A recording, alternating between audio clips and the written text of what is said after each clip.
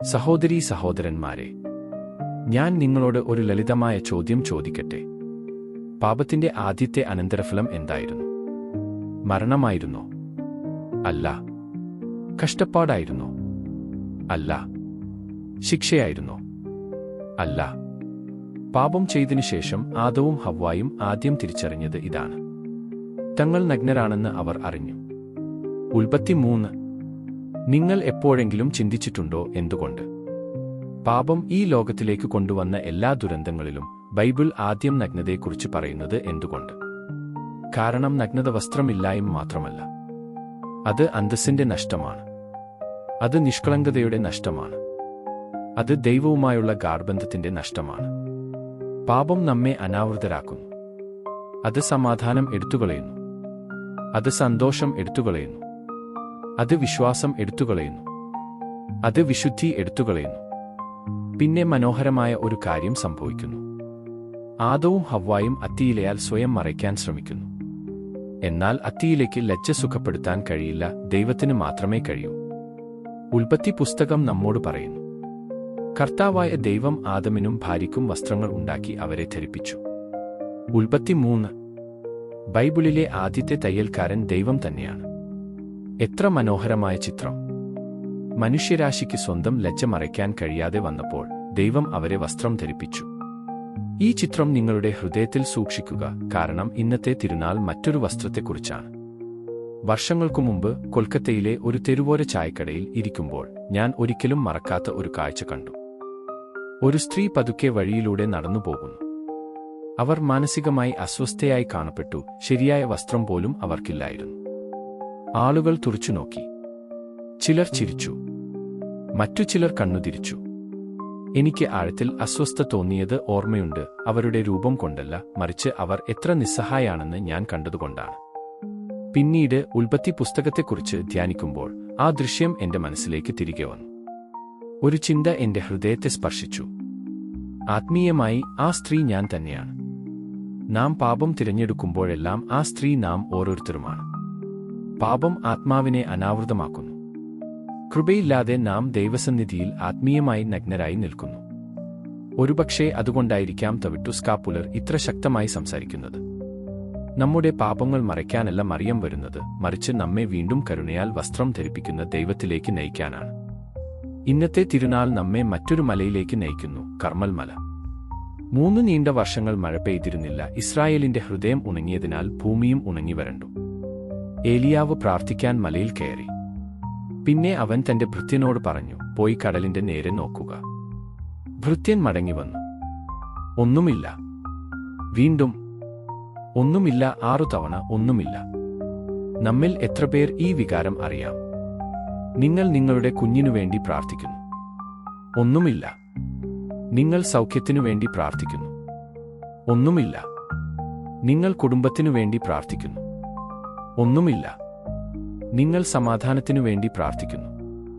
ഒന്നുമില്ല. എന്നിട്ടും ഏലിയാവ് പ്രാർത്ഥന നിർത്തിയില്ല. 7-ാം തവണ ഭൃത്യൻ വിളിച്ചു പറഞ്ഞു, മനുഷ്യന്റെ കൈപ്പത്തിയോളം ചെറിയ ഒരു മേഘം ഞാൻ കാണുന്നു. വെറും ഒരു ചെറിയ മേഘം. മിക്കവരും അത് അവഗണിച്ചേനെ. ഏലിയാവ് ചെയ്തില്ല. അവൻ പ്രത്യാശ കണ്ടു. വൈകാതെ ആകാശം തുറന്നു. മഴ പെയ്തു. ജീവൻ തിരികെ വന്നു. സഭാപിതാക്കന്മാർ ആ ചെറിയ മേഘത്തെ മറിയത്തിന്റെ പ്രതീകമായി കണ്ടു. അവൾ ചെറുതും ഒളിഞ്ഞിരിക്കുന്നവളും അജ്ഞാതയുമായി കാണപ്പെട്ടു. എന്നിട്ടും അവളിലൂടെ യേശുക്രിസ്തു വന്നു, ജീവജലം, പാപം മൂലമുണ്ടായ വരൾച്ചയെ എന്നേക്കുമായി അവസാനിപ്പിച്ചവൻ.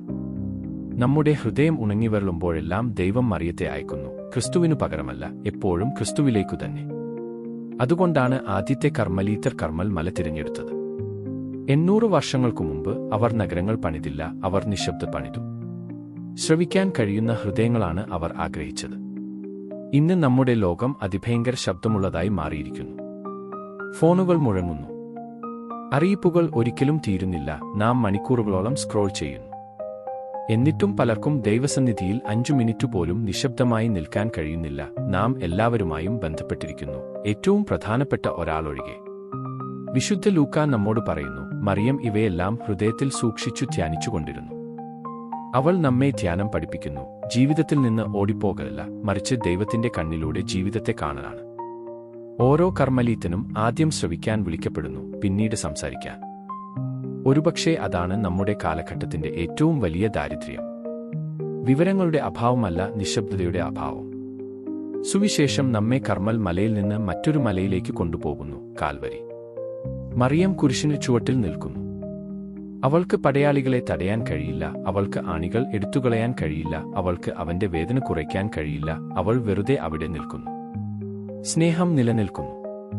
മറ്റെല്ലാവരും ഓടിപ്പോകുന്നു. മറിയം നിൽക്കുന്നു.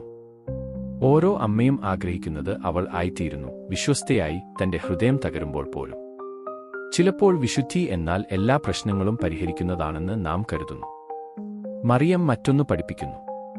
ചിലപ്പോൾ വിശുദ്ധി എന്നാൽ ഉത്തരങ്ങളില്ലാത്തപ്പോൾ പോലും വിശ്വസ്തരായി നിലനിൽക്കുകയാണ്. നിങ്ങളുടെ വിവാഹജീവിതം പ്രയാസത്തിലാകുമ്പോൾ നിൽക്കുക. നിങ്ങളുടെ വിളി ദുഷ്കരമാകുമ്പോൾ നിൽക്കുക. പ്രാർത്ഥന വരണ്ടതായി തോന്നുമ്പോൾ നിൽക്കുക. കാരണം സ്നേഹം നിലനിൽക്കുന്നു. മറിയം നിന്നു. യേശു നിന്നു. വിശുദ്ധർ നിന്നു. അതുകൊണ്ടാണ് തവിട്ടു സ്കാപ്പുലർ ഇത്രയേറെ അർത്ഥവത്താകുന്നത്. കർമ്മലീത്ത പാരമ്പര്യമനുസരിച്ച് സഭയ്ക്ക് വലിയ കഷ്ടതയുടെ കാലത്ത് പ്രയോർ ജനറലായ വിശുദ്ധ സൈമൺ സ്റ്റോക്ക് തന്റെ സമസ്ത ഹൃദയത്തോടെ പ്രാർത്ഥിച്ചു. കർമ്മലിന്റെ പുഷ്പമേ, ഫലസമൃദ്ധമായ മുന്തിരിവള്ളി, സ്വർഗത്തിന്റെ പ്രഭയെ, ദൈവപുത്രന്റെ മാതാവേ, ഞങ്ങളോട് കൃപയുള്ളവളാകണമേ. പരിശുദ്ധ അമ്മ പ്രത്യക്ഷപ്പെട്ടു. അവൾ സ്വർണം കൊണ്ടുവന്നില്ല, അവൾ ആയുധം കൊണ്ടുവന്നില്ല, അവൾ ഒരു അത്ഭുതം പോലും കൊണ്ടുവന്നില്ല. അവൾ വെറും ഒരു വസ്ത്രം നീട്ടിക്കൊടുത്തു, തവിട്ടു സ്കാപ്പുലർ. എന്തുകൊണ്ട്?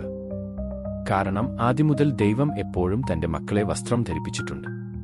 സ്കാപ്പുലർ മാന്ത്രികമല്ല, അത് ആത്മീയ ഇൻഷുറൻസ് അല്ല, അത് സ്വർഗത്തിലേക്കുള്ള പാസ്പോർട്ടല്ല. വിശുദ്ധ ജോൺ പോൾ രണ്ടാമൻ ഭംഗിയായി വിശദീകരിച്ചു. മറിയവും വിശ്വാസികളും തമ്മിലുള്ള ഉടമ്പടിയുടെയും പരസ്പര കൂട്ടായ്മയുടെയും അടയാളമാണ് സ്കാപ്പുലർ. ഒരു ഉടമ്പടി, ഒരു ബന്ധം, ഒരു ജീവിതരീതി. ഓരോ പ്രഭാതത്തിലും നാം സ്കാപ്പുലർ തോളിൽ ധരിക്കുമ്പോൾ മറിയം ശാന്തമായി നമ്മോട് ചോദിക്കുന്നു, നീ ഇന്ന് പ്രാർത്ഥിക്കുമോ? നീ ഇന്ന് വിശ്വസിക്കുമോ? നീ ഇന്ന് ക്ഷമിക്കുമോ? നീ ഇന്ന് നിന്റെ കുരിശു ചുമക്കുമോ? നീ ഇന്ന് എന്റെ പുത്രനെപ്പോലെ കൂടുതൽ ആകുമോ? സ്കാപ്പുലർ വെറും തോളിൽ ധരിക്കുന്നതല്ല, അത് ഹൃദയത്തിൽ ധരിക്കേണ്ടതാണ്. ഒടുവിൽ ശ്രദ്ധയോടെ കേൾക്കുക തിരുവെഴുത്തിൽ മറിയം പറയുന്ന അവസാനത്തെ വാക്കുകൾ. കാനായിൽ അവൾ പറയുന്നു, അവൻ നിങ്ങളോട് പറയുന്നതെന്തും ചെയ്യുവേ. അതാണ് മറിയത്തിന്റെ സമ്പൂർണ്ണ ആത്മീയത.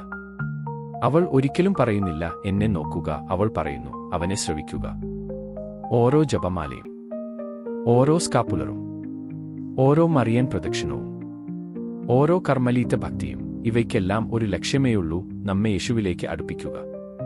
മറിയത്തോടുള്ള നമ്മുടെ ഭക്തി ക്രിസ്തുവിനെ കൂടുതൽ സ്നേഹിക്കാനും മറ്റുള്ളവരെ കൂടുതൽ സേവിക്കാനും കൂടുതൽ ക്ഷമിക്കാനും കൂടുതൽ പ്രാർത്ഥിക്കാനും നമ്മെ സഹായിക്കുന്നില്ലെങ്കിൽ നാം മറിയത്തെ പൂർണ്ണമായി തെറ്റിദ്ധരിച്ചിരിക്കുന്നു. അതുകൊണ്ട് ഇന്ന് കർമ്മൽ മാതാവ് തന്റെ മേലങ്കി നമ്മെ ഓരോരുത്തരുടെയും മേൽ വിരിക്കുന്നു, നമ്മുടെ പാപങ്ങൾ മറയ്ക്കാനല്ല, മറിച്ച് നമ്മെ വീണ്ടും കൃപയിലേക്ക് നയിക്കാനാണ്. അവൾ നമ്മെ വീണ്ടും ക്രിസ്തുവിനെ ധരിക്കാൻ ക്ഷണിക്കുന്നു. വിശുദ്ധ പൗലോസ് പറയുന്നതുപോലെ, കർത്താവായ യേശു ക്രിസ്തുവിനെ ധരിക്കുവേ. റോമർ 13:14. അതിനാൽ ഒരു അവസാന ചോദ്യത്തോടെ ഞാൻ നിർത്തട്ടെ. അത് നീ തവിട്ടു സ്കാപ്പുലർ ധരിച്ചിട്ടുണ്ടോ എന്നല്ല. ആഴമേറിയ ചോദ്യം ഇതാണ്, തവിട്ടു സ്കാപ്പുലർ നിന്നെ ധരിച്ചിട്ടുണ്ടോ? മറിയത്തിന്റെ വിനയം നിന്റെ വിനയമായി മാറിയോ? അവളുടെ പരിശുദ്ധി നിന്റെ പരിശുദ്ധിയായി മാറിയോ? അവളുടെ മൗനം നിന്റെ മൗനമായി മാറിയോ? അവളുടെ വിശ്വാസം നിന്റെ വിശ്വാസമായി മാറിയോ? അവളുടെ അനുസരണം നിന്റെ അനുസരണമായി മാറിയോ? യേശുവിനോടുള്ള അവളുടെ സ്നേഹം നിന്റെ സ്നേഹമായി മാറിയോ? ഉത്തരം അതെ എങ്കിൽ നീ ഇതിനകം തന്നെ അവളുടെ മേലങ്കിക്കു കീഴിൽ ജീവിക്കുകയാണ്. ഒരു ദിവസം ഭൂമിയിൽ വിശുദ്ധരെ വസ്ത്രം ധരിപ്പിച്ച ആ അമ്മ നിന്നെ സുരക്ഷിതമായി ഭവനത്തിലേക്ക് നയിക്കും. അവിടെ ക്രിസ്തു തന്നെ നിന്നെ എന്നേക്കുമായി നിത്യമഹത്വത്തിന്റെ വസ്ത്രം ധരിപ്പിക്കും. കർമ്മൽ മാതാവേ, കർമ്മലിന്റെ പുഷ്പമേ, മാതാവേ, രാജ്ഞിയെ, ഞങ്ങൾക്കുവേണ്ടി പ്രാർത്ഥിക്കണമേ. ആമേൻ.